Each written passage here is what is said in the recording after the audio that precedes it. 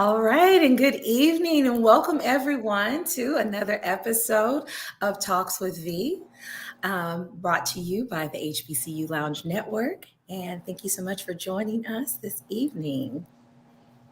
This evening, our topic is boundaries, and we're excited to have this conversation. You know how we do here. We start the conversations that need to be had and, get down to the root. But before we do that, I would like to introduce our guest and friend, Servon Davis.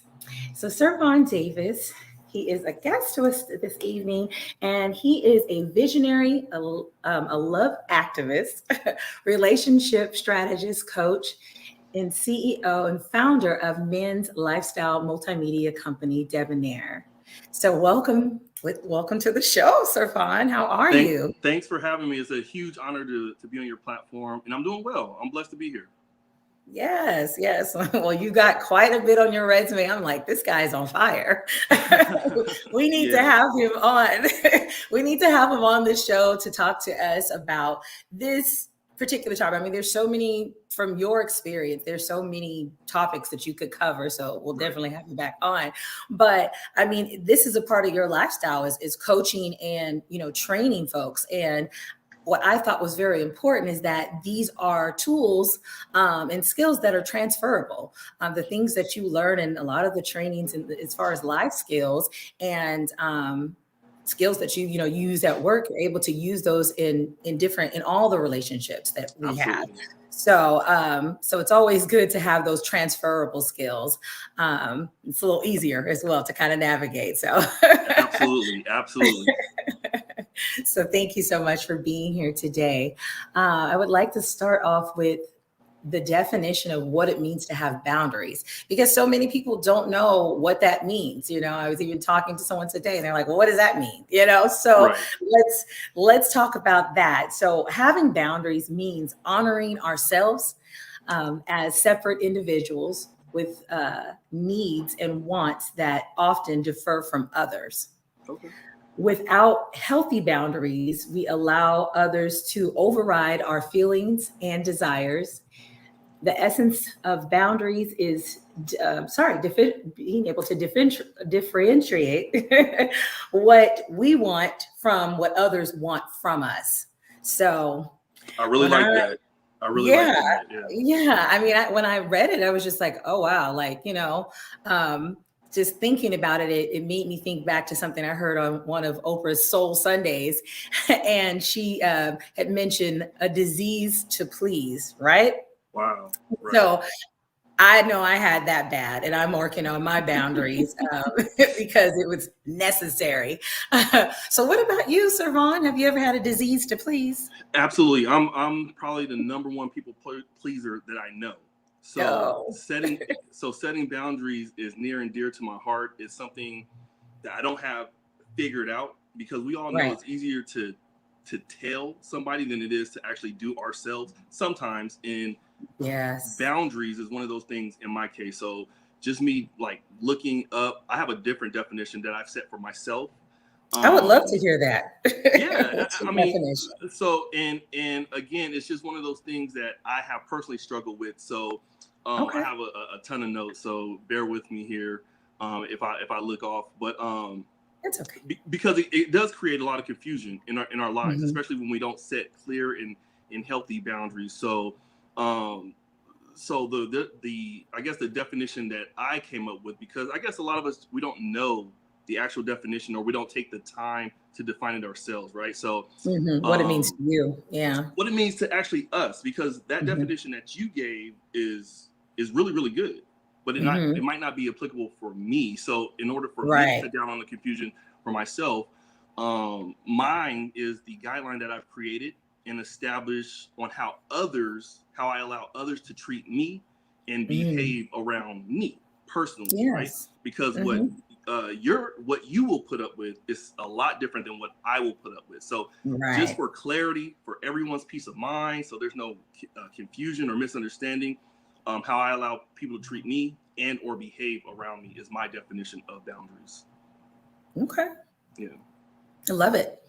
Yeah, that is very important, is just knowing, what how to define that for you, as an individual, because that is something that I feel like we continue to forget, is that we are so different from each other. There's a lot that we have in common being human, right? But they're, different people's tolerance, like it's some people, they have the short tolerance, for anything, you know what I mean? And that may be another problem, but in some other people, they have a tolerance. They don't have a zero tolerance policy, and maybe they don't have boundaries, set.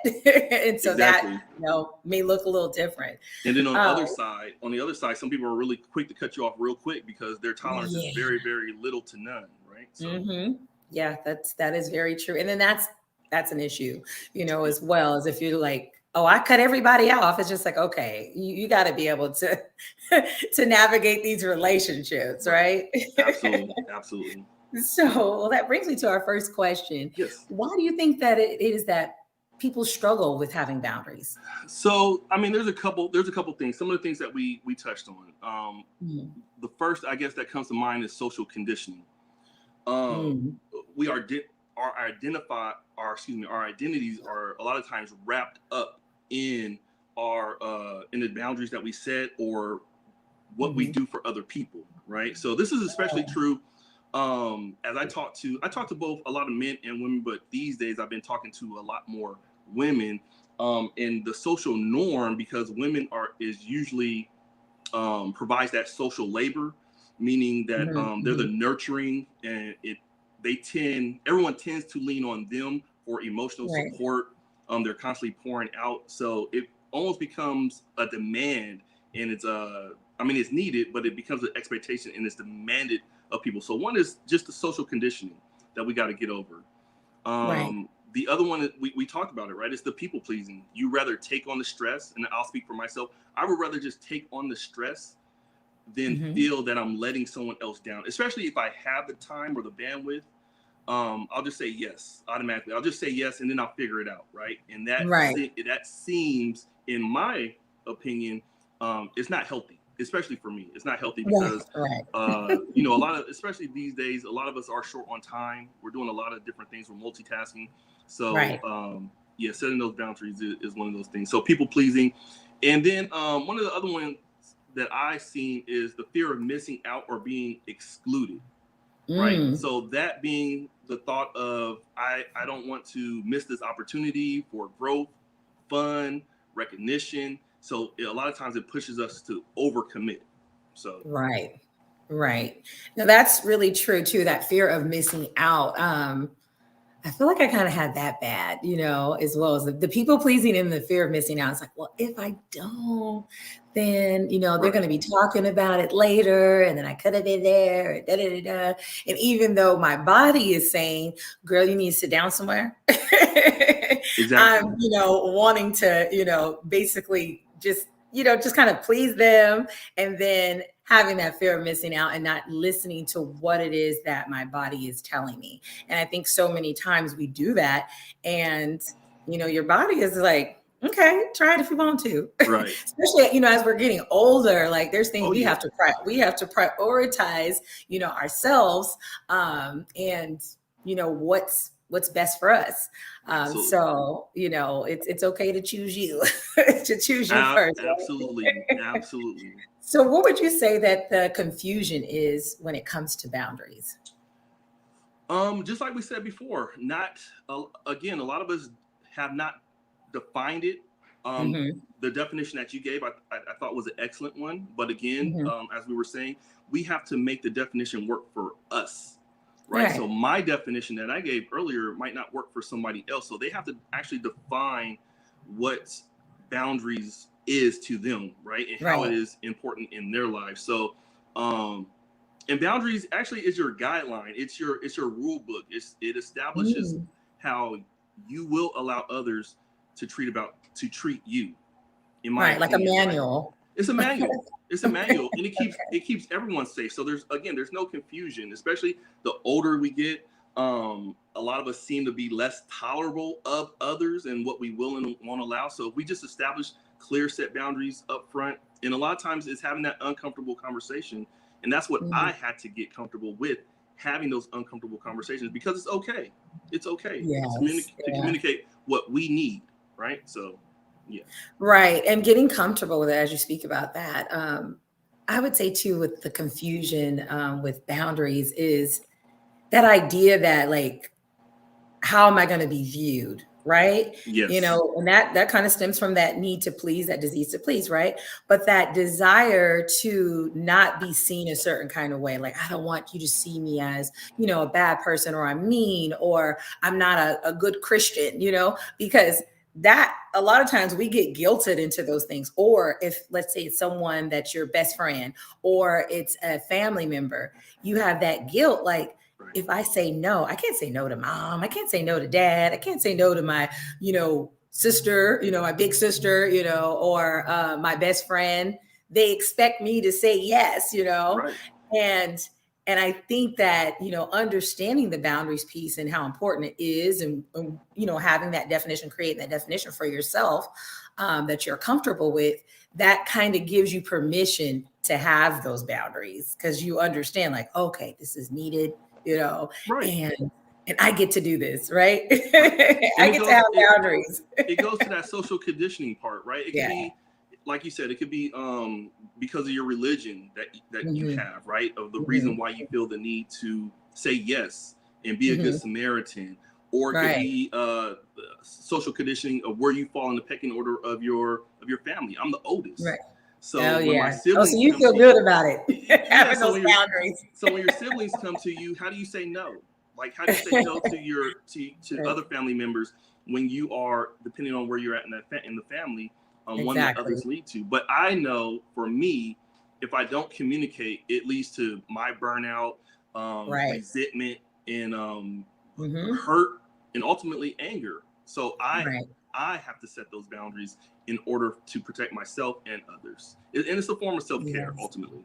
Yeah, I mean, and that's so true too, because, if you don't do that and you get burnt out, and then you have that resentment, it's just like, how do you got nerve, like when you think about it, because at first you feel real justified to have those feelings like, I had to do all this, stuff, and I'm tired now because, I've just basically exhausted myself being there or doing, for you. And it's just like, well, it's not their responsibility to tell you no, it's your responsibility to tell yourself, okay, this is too much, or to articulate that to the individual that you have that relationship with, and let them know, hey, I would love, to do this for you, or be there for you.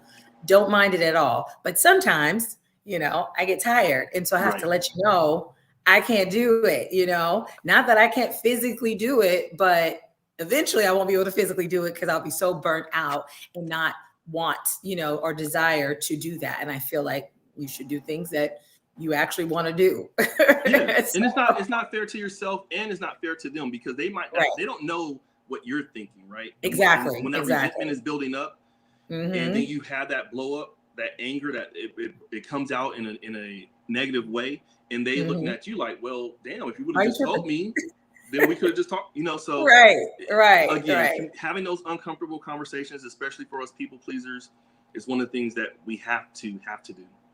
Right. Exactly.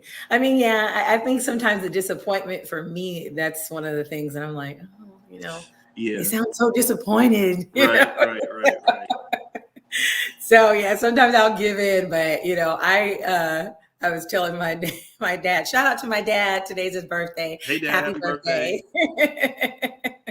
And so I was talking to him about that. And I said, I think I'll lead with no. Like when I realized, like when I was at home, because I am third, right?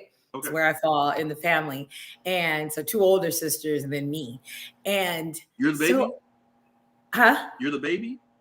No, I'm not the baby. It's the baby. Okay. 5, well, now 6, but 5, from my mom. And I fall, I was the baby girl. And then my brother came along, and then my mom remarried, and then had my little sister. But the age gap is so large, it's like she's like my baby, Right. And so but so for me, with the 2 older sisters and your older siblings, you kind of look at them to kind of like gauge, like, okay, what am I supposed to be doing? What not to do. You feel like they kind of have the answers, and so I would say yes a lot. I mean, one reason because I actually like, to do stuff. I like people to be happy, but also I would just say yes a lot. I think I just didn't know how to say no. And so when I moved away, to Atlanta, I'm on the other side, and they would ask me stuff, and I'm like, you know what? No.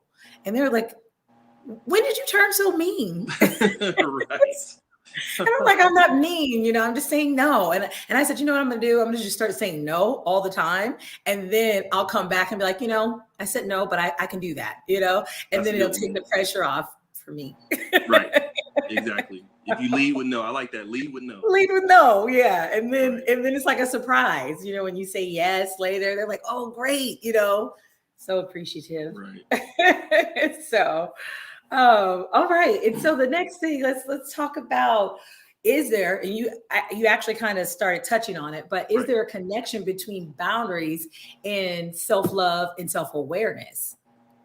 Of course. Like I was saying before, it's our boundaries is our rule book. It directly communicates to others how we feel about ourselves, what we will and won't allow.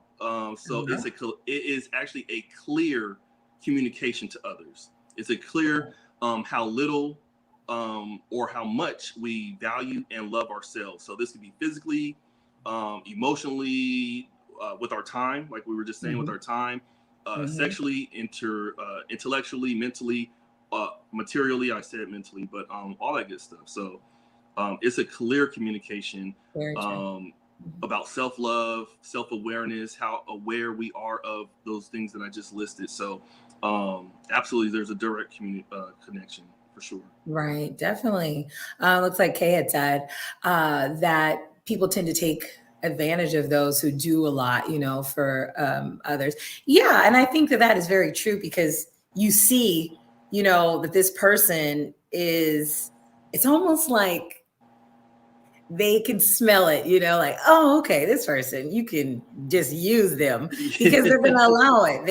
They're really nice, and they're just doing for this person, doing for that person. So they're like, let me get in on this. Right.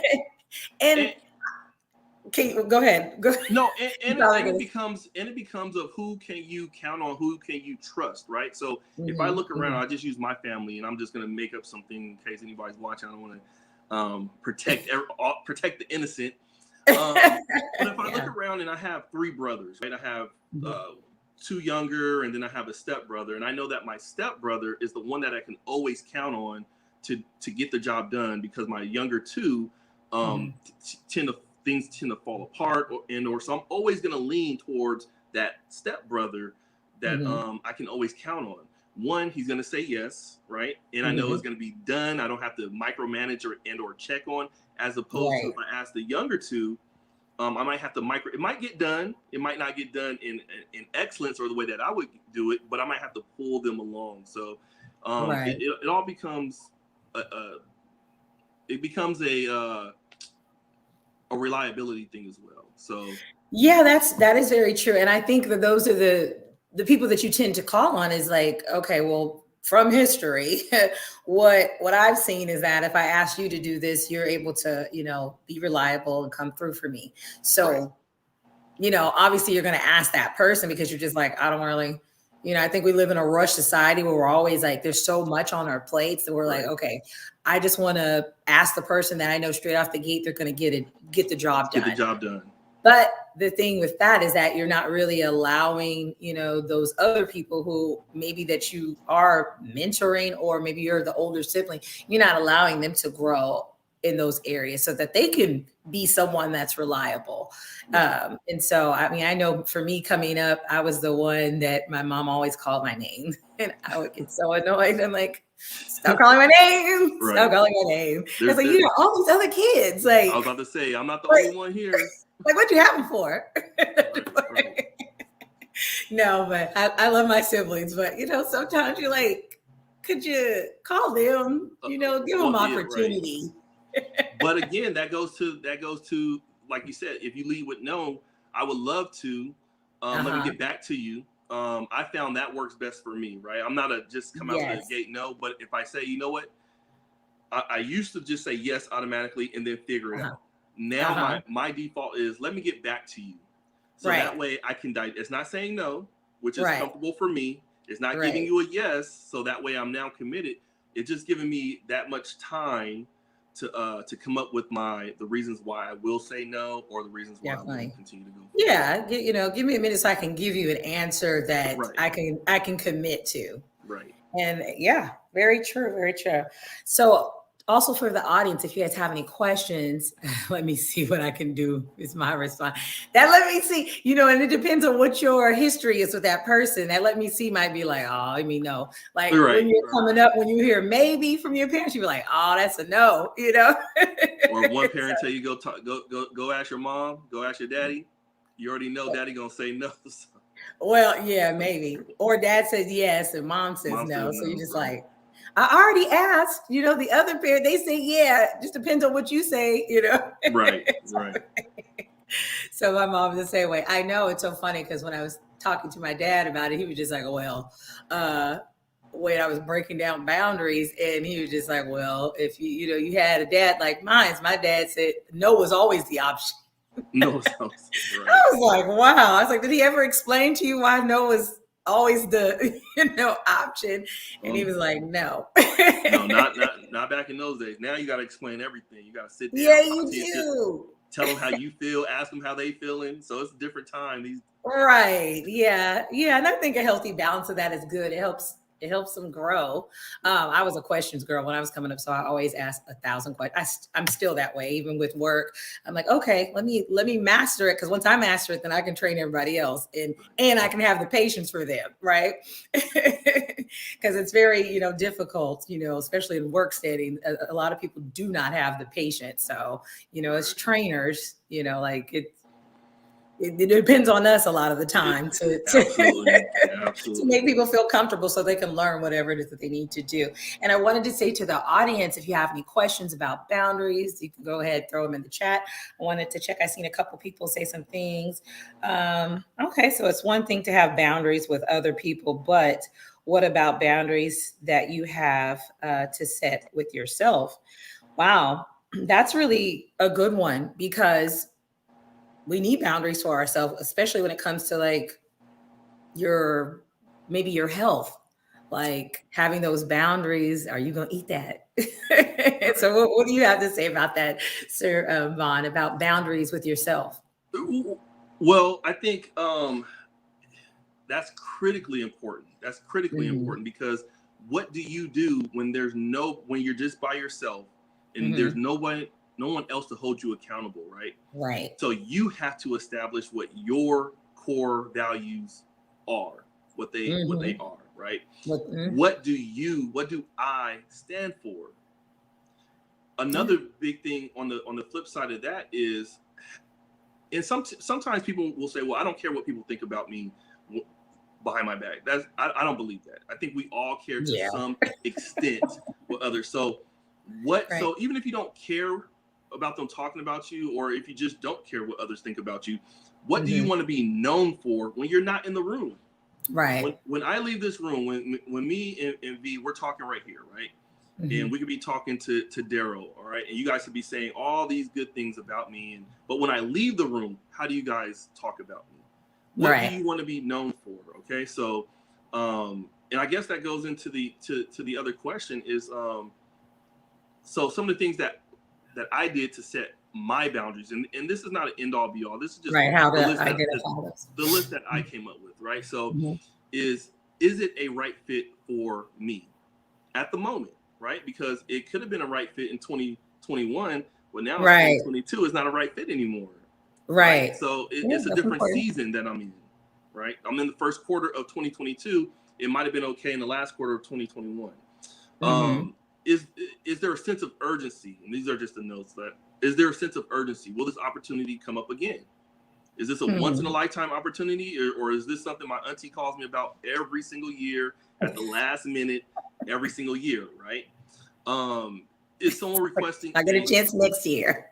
Right. I get a chance next year. Give my stepbrother a chance this year, or give Uncle John a chance this year. All right, I'll take it on next year. Right. Is someone requesting a favor of me that will be similar in capability to help me, right? So when I say that, if I do this for them, and it's not a tit for tat thing, or, you know, Right. but will they be willing to do something if I were to similarly ask them?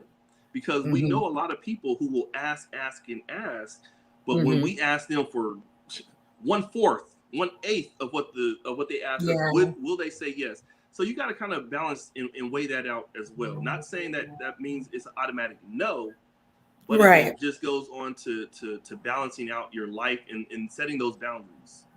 What I will say for this person is going to be different, because I'm all about, especially with me, I have 4 children. I tell them all, I will not treat you equally or the same, but I will treat you equally. All right. Meaning, I know this child, what I can and can't do for this child. I will not treat them the same as I will this child, but that I will treat them equally. Right. Based on their needs, based on what you know that their needs are. Yeah.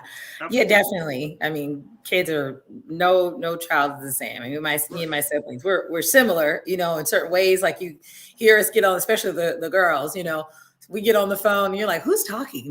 Like, because we're sounding the same, or, you know, certain perspectives are the same. But then we have certain things about us that, you know, connected, I guess, to our personality that's just like, no, you know, we roll a little different. So same thing, you know, like with your kids when they're small, you just can't raise them the same, because it just doesn't work. Right. And so I've actually brought that over into my relationships with others as well, right? I won't say everyone the same, but I try to treat everyone equally, or as fairly, in my opinion, based off our relationship. Right. So my relationship with my sister is different than my relationship with my brother. I also ask myself, what value add does this have in my life?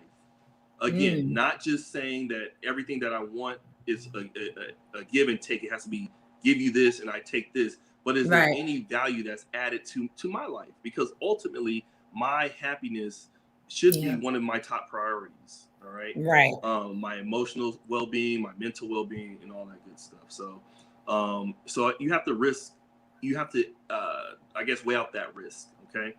And then my last one that I ultimately ask myself is, does this commitment truly align with my goals and values, which was how I wanted to be viewed when I'm in and out of that room, whether I'm in it or not. So does this truly align with my values? If someone is asking me to do something that I know I normally wouldn't do, or I have to sneak and or try not to get caught, then it does not align with my values, and that's something that I never want to be a part of. No, so those are some questions I ask myself.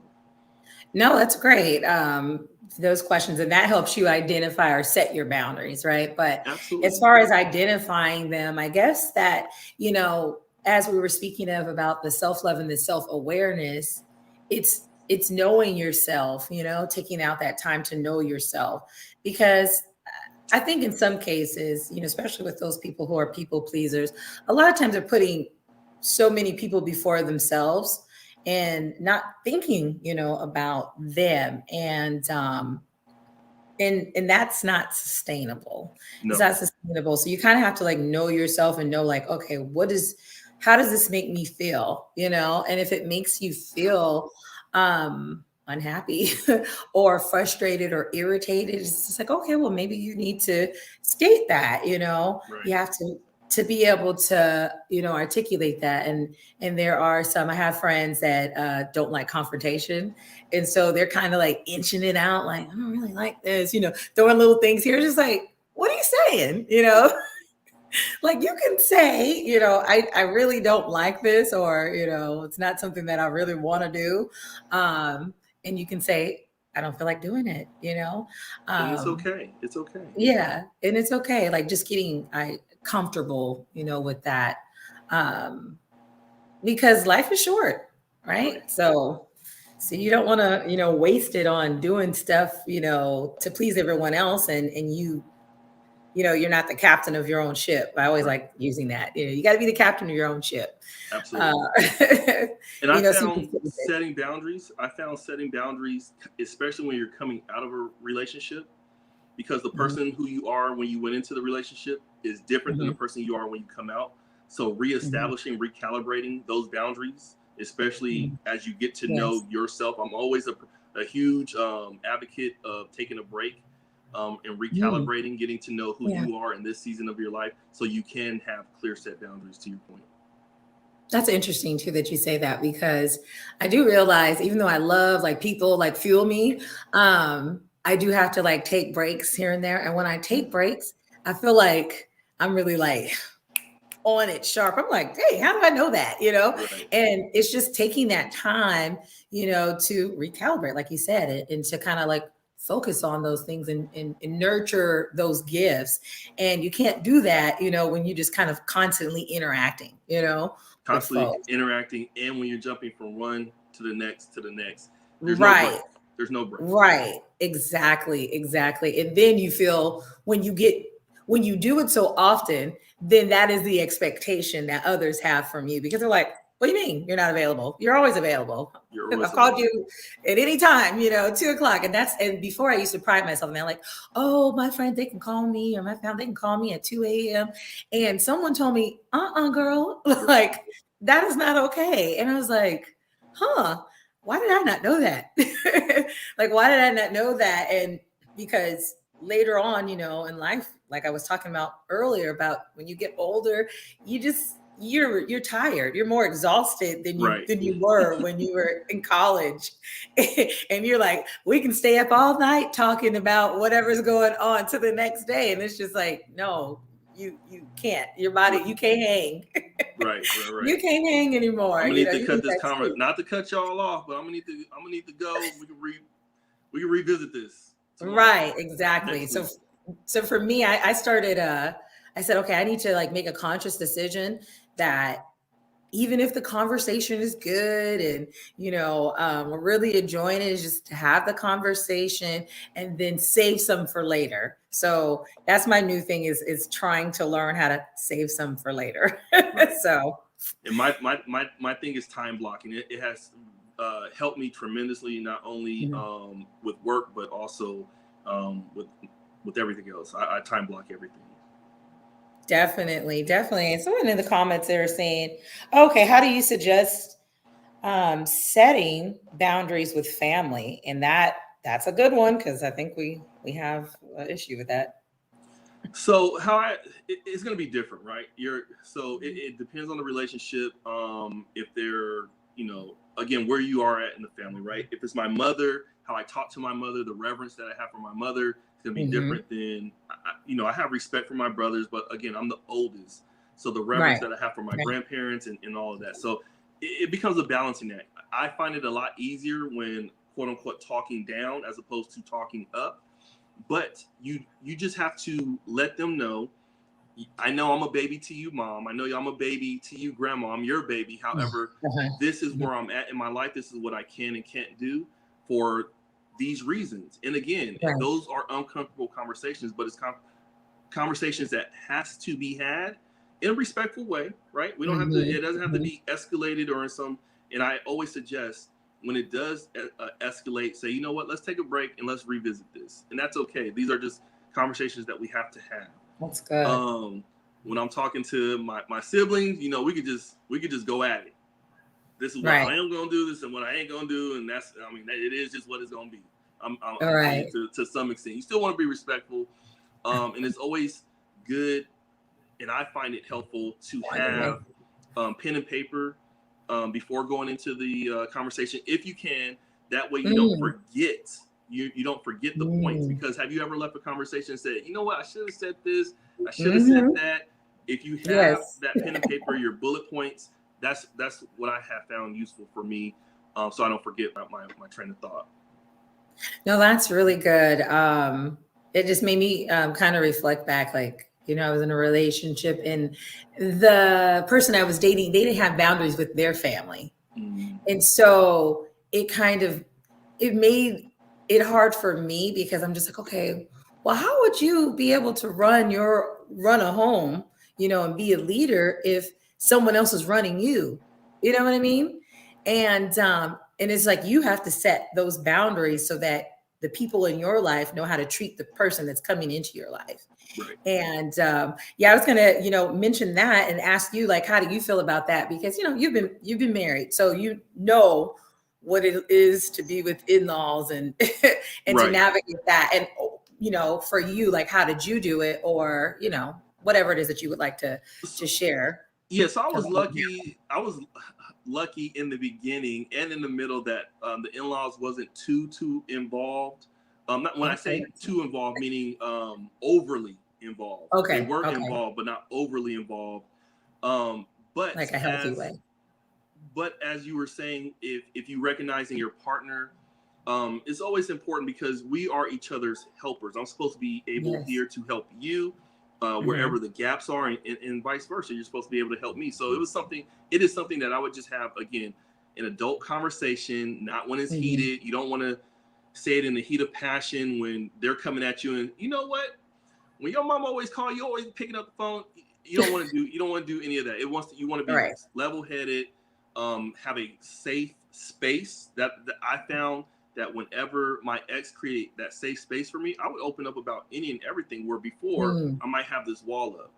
So if there's a time, especially when she would say, hey, is it okay if or do you mind if we talk about this on Friday over dinner? Let me take you out, or when I'm taking her out. So I always find that to be the best time to communicate stuff like that. No, and that's a great, I'm glad that you gave, an example, because I was going to ask, because that's, I think that's something that people don't really know. They're like, okay, I know what I would like to hear, but just because I would like to hear doesn't mean that maybe you want to hear it that way, or, like what will work? What does the safe space look like for you coming into it? And I do think that's important. Huh? Feed me. That's my safe space. You're like, honey, so I got all your favorites in there cooking. So, we're gonna sit down and enjoy this. You already know something's coming. A good meal and a glass of wine. I'll open up. You already know something's coming. Like, what's going on? Like, just take a couple bites first, and we can, relax. Just relax. We can get into it later. But definitely, someone said, "Oh, you were lucky." Who said he'll pull out the recorder? I saw that. Be careful with those recordings. Let the other person know you're recording them. Don't just play it back one day and be like, "You said this." Like, remember when? Oh, you don't remember? You don't remember. That's okay. I got you. And that's some people are that way, and that is actually the example of creating a not safe space, not so safe space, because they're going to remember that, like, okay, I'm not fooling with you. Right. But yeah, definitely, too, with those boundaries, and just, examples of people calling. You had mentioned as like, oh, your mom always picked up, you always picking up the phone. Now for me, I'm kind of like, I'm a mama's girl. So I would be like, better pick up that phone for your mama. Right. But, when it comes to like other family members, and they're so used to calling on you, and you're just like, yes, before you even check with your, significant other, it's like, no, it's not. Yes, we didn't talk about that. We might have plans already, and you telling them yes. And so that was a thing that kind of, frustrated me. I hated when my partner would say yes to something and not ask me, and then be like, well, you're so nice. I know. I just figured you would say yes. Oh, no. Don't volunteer. No. Right. Right. It's like, I am nice, but you also know this about me, is I like a good plan. And if there's not a plan, I'm freaking out.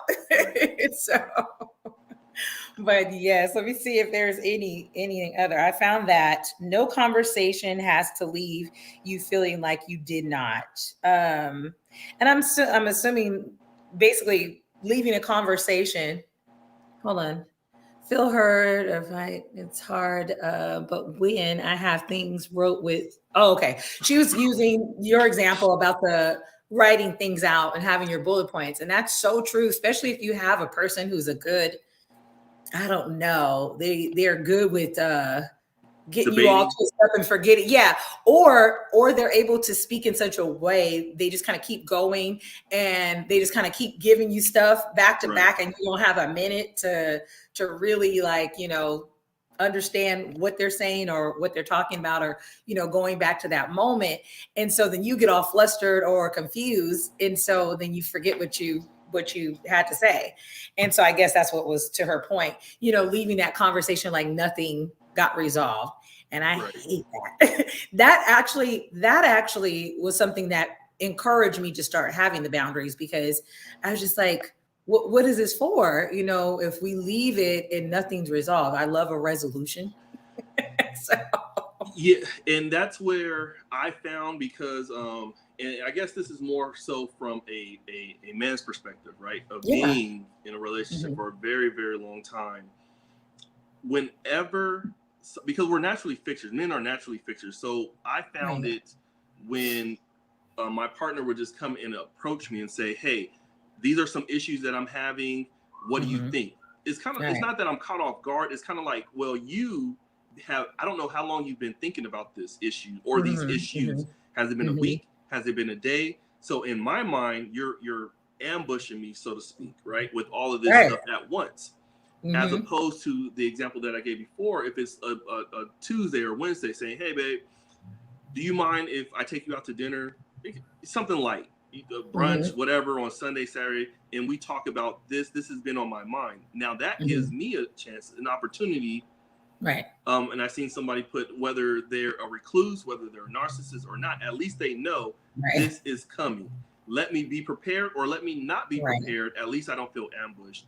And I know that I have to speak on this particular day, because for sure we're going to revisit it. No, that's true. They said narcissists always win. That's so funny. That's true. Example one you said, Narcissists win when you don't set your boundaries. When you don't set your boundaries, because you teach them how to treat you, whether they're a narcissist or not. Now that's good. You say that again, because you may think, you may just kind of give up when you're dealing with a person that is like that. But you're right. If you set your boundaries, then you are teaching them something new. So they know either they can't do that with you, or they can't do it anymore, and they may lean towards, I can't do this with you, but either way it goes, they know what's happening. Like, if that's not sliding over here. Right. And it's hard, and it's hard. And I hear the pain, I hear the frustration. It's hard when you've been in a relationship with someone for so long, and you know that they're a narcissist, and you know that they are not willing to change. Not that they won't, it's just that they're not willing to change. It's hard, but you do have to set your boundaries. And to me, I have found, again, cold turkey of just doing a complete 180 is not the way to go. It's probably doing it in bite size. Okay.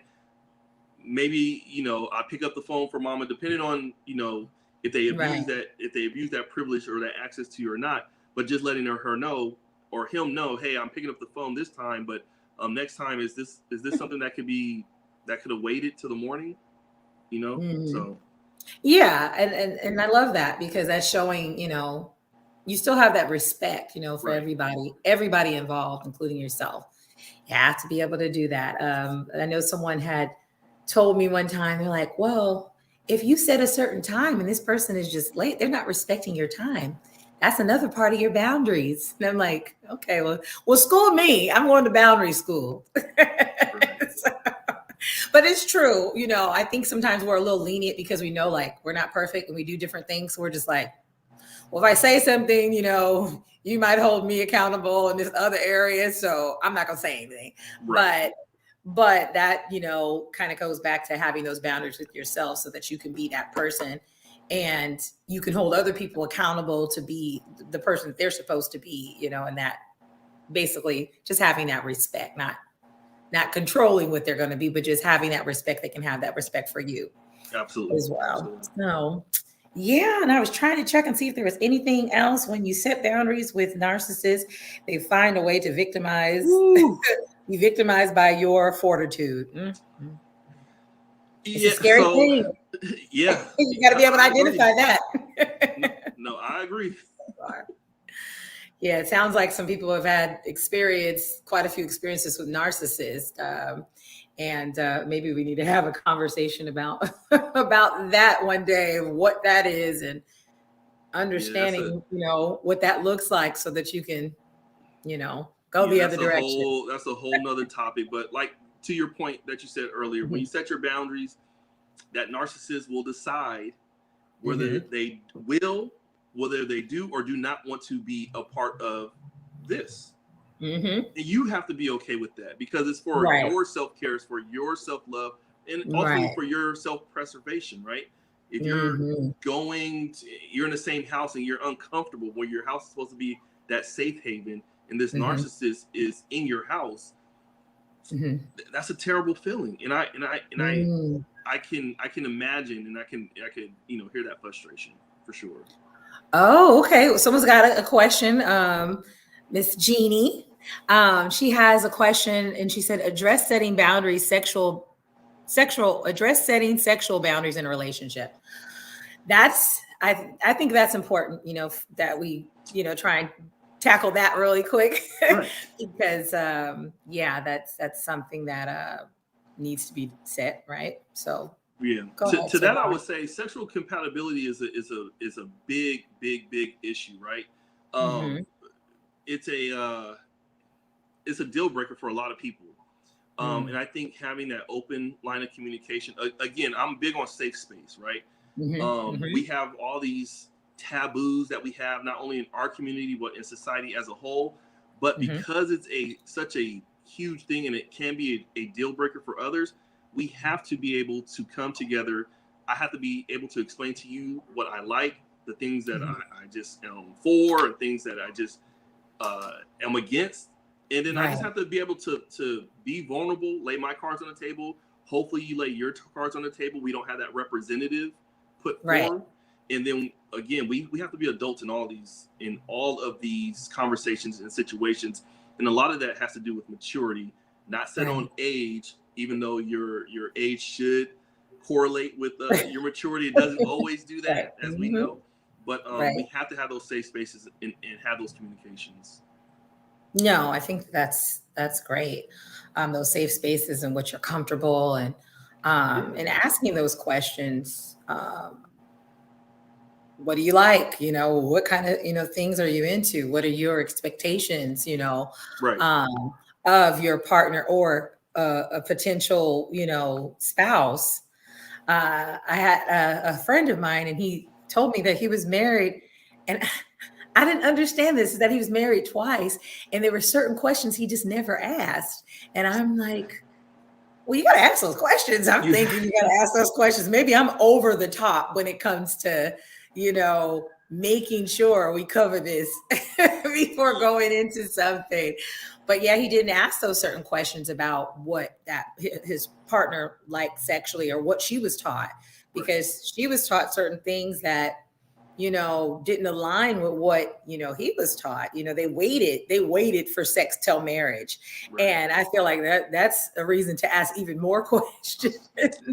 And I was gonna say the exact same thing. If you're gonna wait, and you're gonna wait for that experience after you giving your vows, you have to over communicate. You have to over communicate, because there's you don't want to be looking like I was lied to, or I was bamboozled, right? That's how he felt. That's exactly how he felt. And a big part of it was because of what her mom taught her. And so he's thinking, like, I guess he's thinking, once we get married, you're just gonna we're gonna do it all. Gonna come off, and we're just gonna be swinging. You're gonna become a whole nother person. Exactly. And that's not what happened. And so he was doing certain things, and it was not reciprocated. And he's just like, well, my mom told me that a woman's not supposed to do that. It's like, well, who's doing it then, honey? Hey, your mama ain't in this bedroom right now, so she ain't got nothing to do with us. Tell your mama to mind the business, mind your business. Well, mama and daddy do what they do, what we do. Hey. Okay, so Tammy's asking about, I think she had said something. She said, okay, Jeannie, I would love to know is not wanting to be intimate, or what type of boundaries. Okay, and she says that, wonder why we do not talk about sex and intimacy.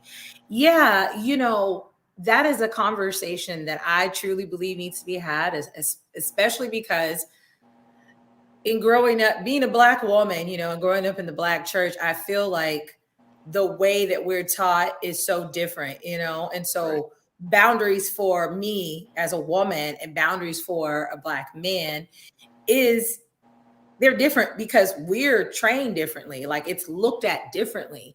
And so I think that people are not comfortable with it. And you even see this in relationships. They don't talk about it. They don't talk about it because they're like, oh, I don't want to mess up the mood. I don't want them to think this is that. It's just like, well, you're the other half of this relationship, And so I'm not for sure if that was a question that Tammy had, is why we don't speak about sex and intimacy, and I guess you would need to do that to set those boundaries as far as, your sexual boundaries, right? Absolutely. And I would say to that, being in a relationship for as long as I have, one of the things that I found is when you keep others out of your business, that is like, it's like when you have too many chefs in the kitchen, right? Everyone has an opinion. Everyone's opinion is based off their life experiences. Right. If we're going through life together, we should have our set clear boundaries of what we will and won't do together. But the only way that we get there is if we talk about what it is that you like, what it is that I like.